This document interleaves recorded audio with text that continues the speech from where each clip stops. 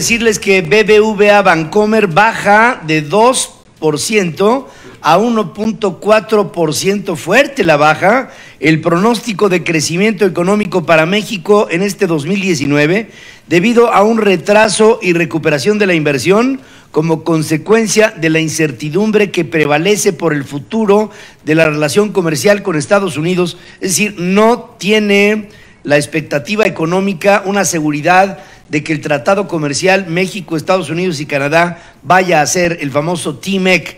Para el 2020, el estimado del PIB se mantiene en 2.2%, ubica la inflación en 2019 en 3.4%. Entiéndase esta como la inflación directa ligada a la canasta básica. La inflación subyacente es otro boleto. La única forma de resolver la grave situación financiera de Pemex es a través de la atracción de capitales privados, sostiene BBVA Bancomer. ¿Qué decíamos ayer? Sí. De veras, propuso reanudar los farm outs para revertir la caída de la producción. Admite que el desplome de Pemex es una de las principales preocupaciones de carácter macroeconómico que se tienen para la economía mexicana. Oye, y un tabú en esta historia mexicana, lo que propone BBVA Bancomer. Veremos cuál es la reacción del gobierno federal, porque hablar de iniciativa privada en petróleos mexicanos es realmente hablar del diablo en cualquier catedral, ¿eh? De todas las rondas de negociación que se habían establecido con empresas internacionales para petróleos mexicanos, llega el gobierno del presidente López Obrador y dice, las vamos a revisar. Y ese las vamos a revisar quiere decir que ya las mandaron, pero por el carril.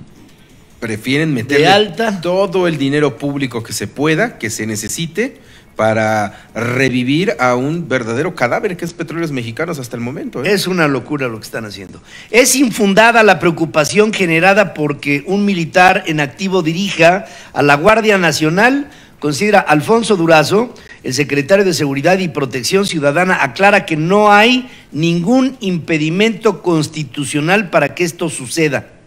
El presidente anticipó como una posibilidad, le preguntaron que si sería posible, y el presidente dijo que era posible, y es constitucionalmente posible que sea el titular de la Guardia Nacional, sea un militar en activo, pero estamos muy cerca de esa decisión y ya corresponderá en su momento tomarla y comunicarla al presidente. Bueno, el hecho es que ayer platicábamos del tema y decíamos que la única forma constitucional para que haya un militar en activo al frente de la Guardia Nacional es que éste renuncie a su calidad de militar para que se someta a las leyes civiles. Las especulaciones que se han registrado a partir de que el presidente anunciara que el mando de la Guardia Nacional sería un militar en activo se dan por no leer las letras chiquitas, reprendió Tatiana Cloutier, diputada por Morena. Subraya que la facultad del Ejecutivo de nombrar al mando que quedó en los artículos transitorios y no en la Constitución hacen que esto sea una posibilidad. Ricardo Monreal, coordinador de Morena en el Senado, reveló que se reunió con Arturo Saldívar, presidente de la Suprema Corte de Justicia de la Nación, quien no vetó su polémica iniciativa orientada a la creación de una sala anticorrupción con 5 ministros más, según informa que acordaron instalar una mesa de trabajo para revisar la propuesta. Precisa que convinieron postergar la presentación de la estrategia con la que se pretende sustituir al Consejo de la Judicatura para que la conozca primero la Corte. Están tratando de hacer una modificación que pretende luchar en contra de la corrupción. Bajo ese pretexto está instaurándose la idea de que en México la Suprema Corte de Justicia de este país tenga un control totalmente hecho y orquestado por el presidente de México.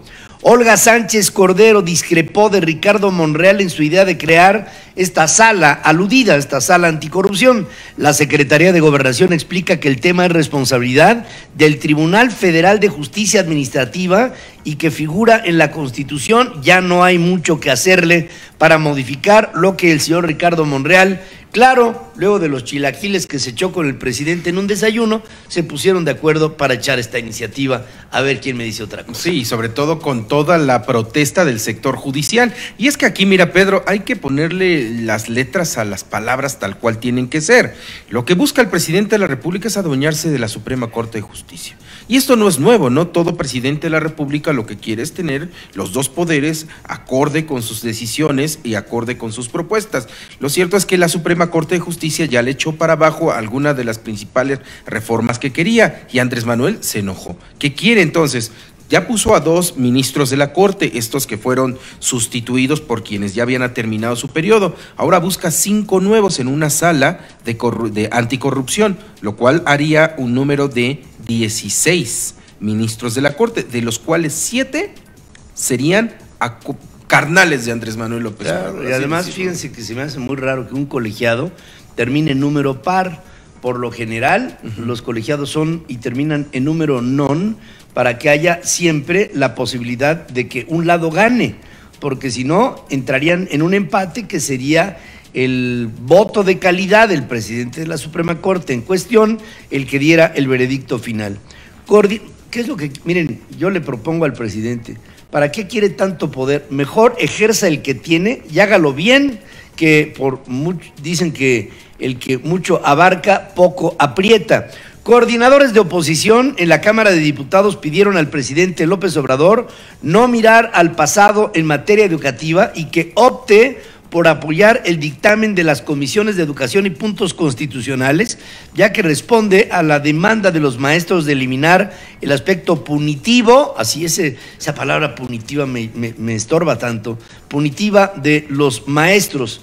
O sea, punitivo quiere decir calificarlos, y si punitivo es el que un maestro, luego de ser examinado, se determine que no sabe nada, yo creo que esto no tiene nada de punitivo para una sociedad que está esperando calidad en la educación. La Coordinadora Nacional de Trabajadores de la Educación pidió que se instale una mesa de alto nivel encabezada por el presidente para negociar la inmediata abrogación de la reforma educativa, la promovida por Peña Nieto, luego que el Ejecutivo dijo que de no concretar acuerdos con la coordinadora, quedaría como estaba antes del 2013. Es decir, que si no se acuerda una modificación según él pretende con su reforma educativa propuesta, que no la conocemos, y no se pone de acuerdo con la coordinadora, entonces volvería a México a un esquema, a un modelo educativo de antes de Peña Nieto, o sea, antes de la reforma que propuso en el 2013. Luego de tanto brinco, de tanta publicidad que se le puso tanto dinero tirado a la basura, tantos planes tan fallidos, ahora resulta que el presidente dice, si no se ponen de acuerdo la coordinadora conmigo, voy a regresar a México a la reforma antes de la de Peña Nieto, o sea, es volver al pasado. Wilber Santiago, vocero de la sección 22, acusó de incapacidad a Esteban Moctezuma, titular de la Secretaría de Educación Pública, Mario Delgado, coordinador de Morena en la Cámara de Diputados, y Adela Piña, presidente de la Comisión de Educación en San Lázaro, también estuvieron metidos en el mismo saco. ¿Y sabes cuál es el verdadero espíritu de la educación antes de Enrique Peña Nieto? Hasta el 2012, mira, no era la apertura tecnológica e innovadora de la educación. Pues no había. No era el inglés tampoco. No era el estudio de las nuevas ciencias o el estudio profundo de las ciencias, ni de la historia mexicana, ni de la historia universal, ni del intercambio con otros países. La esencia de la educación hasta el 2012 era que una plaza de maestro era vitalicia. Esto quiere decir, estaba regulada por la Ley Federal de los Trabajadores al Servicio del Estado y no contemplaba mecanismos de evaluación. Este punto es el que le podría regalar Andrés Manuel López Obrador a la Coordinadora Nacional de Trabajadores de la Educación para que, además de su plaza sea vitalicia, cuando se retiren, se la puedan dar a quien ellos mejor consideren. En lugar de buscar la Suprema Corte de Justicia, señor presidente, mejor ejerza su poder ante instancias como la coordinadora. Por ejemplo, la coordinadora exigió al gobierno federal quitarle todas sus propiedades a Alba Ester Gordillo, ex líder del Sindicato Nacional de Trabajadores de la Educación. encarcelarla e investigarla por presunto enriquecimiento ilícito. Demandan que se le obliga a devolver las cuotas sindicales y se transparenten las cantidades de dinero que el gobierno federal le entregó históricamente. Bueno, habría que ponerse a estudiar a fondo todos los privilegios de los que gozó Elba Ester Gordillo, que no bien acaba de salir de la cárcel cuando la coordinadora ya la quiere volver a meter. La Junta Federal de Conciliación y Arbitraje arrebató a Napoleón Gómez Urrutia, líder minero y senador por Morena, la titularidad del contrato colectivo de trabajo de la mina de San Martín, luego de 12 años de paro allá en Sombrerete, en Zacatecas. La Federación Nacional de Sindicatos Independientes evidenció que la Junta emitió la resolución el pasado 2 de abril, luego que los trabajadores decidieron abandonar las filas del sindicato minero que encabeza Napoleón Gómez Urrutia, quien desde el 2013 ordenó el paro desde su autoexilio en Canadá. Este es un golpe bajo para Napoleón Gómez Urrutia, que ahora se pone en la vitrina para que todos le peguen, porque obviamente hay el sindicalismo tradicional que le está pegando al sindicalismo, digamos, vaya, entre comillas, moderno que propone Napoleón Gómez Urrutia, que no es otra forma más que una manera de controlar centralmente a los sindicatos. Integrantes del Sindicato Independiente de Trabajadores de la Universidad Autónoma Metropolitana instalaron un plantón en el Zócalo de la Ciudad de México. Exigieron a Andrés Manuel López Obrador sea el mediador en este conflicto, bajo el principio de un aumento salarial superior al 3%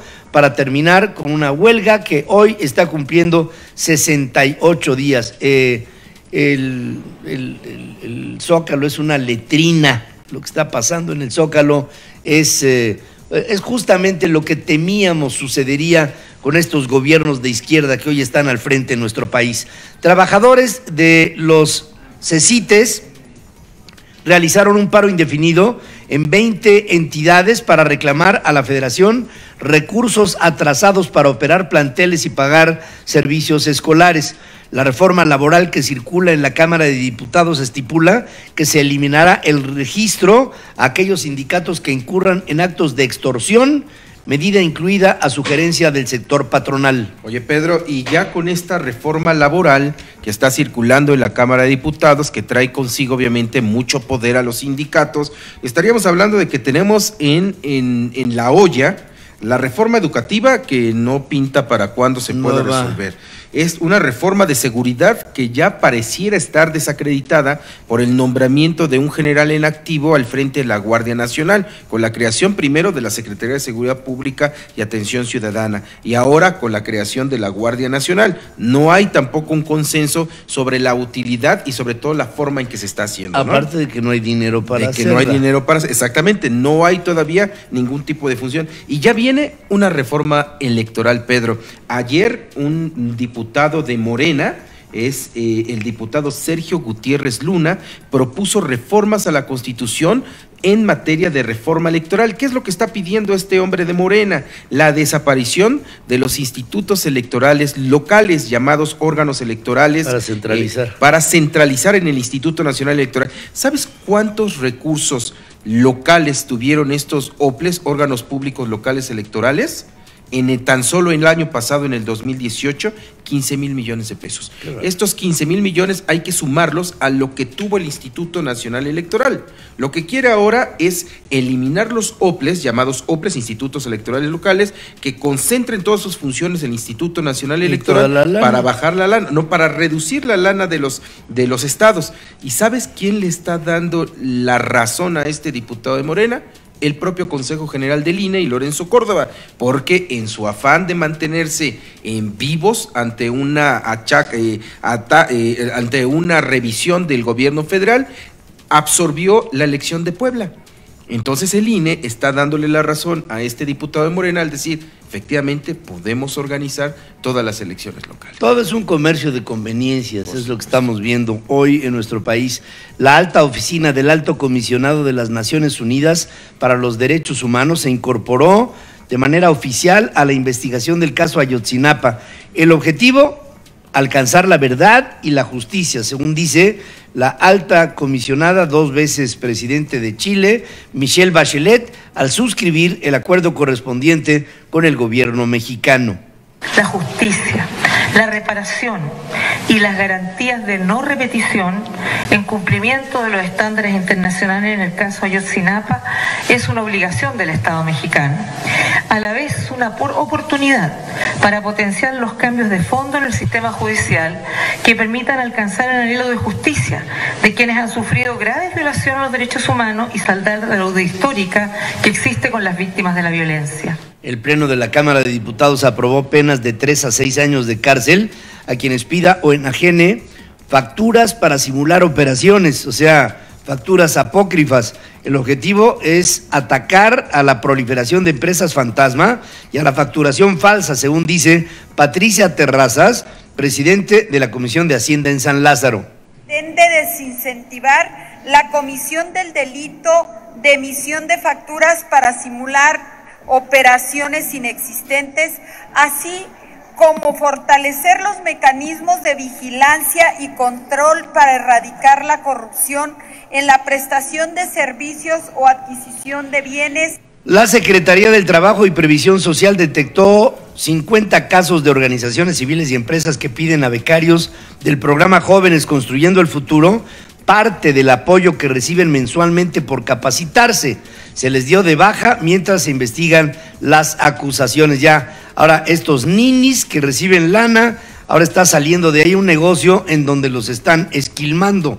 Hacienda rastrea las operaciones financieras de Blunderboss Company de México, empresa fantasma que el Departamento de Sobornos de Odebrecht utilizó para triangular $6.112.000 entre bancos de Panamá, Isla de la Antigua, Estados Unidos y México entre el 2009 y el 2011. Un tribunal federal levanta el bloqueo de cuentas bancarias de Ismael Figueroa, líder sindical de los bomberos en la Ciudad de México, ordenado el 4 de marzo pasado por la Unidad de Inteligencia Financiera. Legisladores y funcionarios federales propusieron retomar el cobro de la tenencia a vehículos y fortalecer el del predial con el propósito de superar los bajos niveles de recaudación de los últimos años. También se planteó revisar el pacto fiscal a fin de fortalecer las haciendas públicas en estados y municipios. Recuerdo claramente, hace un par de días todavía decía el presidente de la República, no habrá nuevos impuestos. Sí, se nota clarito.